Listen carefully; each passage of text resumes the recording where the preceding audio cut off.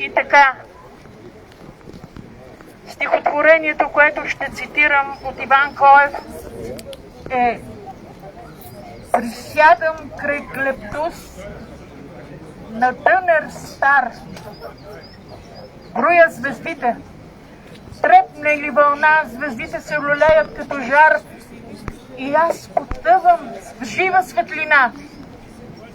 Клептус е жив, вълшебството лудува, духът ми като нестинар танцува по въглените живи на всемира и огън за огнището събира. Моя свят е моят роден дом, синия клептус, острец и брези. Колко струва моя роден дом, ако синият клептус изчезне? Моя свят е моя роден край, Чепино и спомена за мама.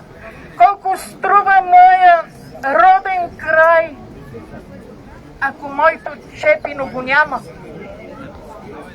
Моя свят е моята родина,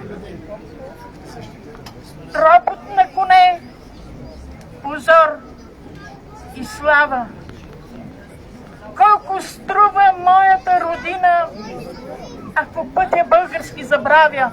Моя свят е моята вселена, роден дом и слънчева градина.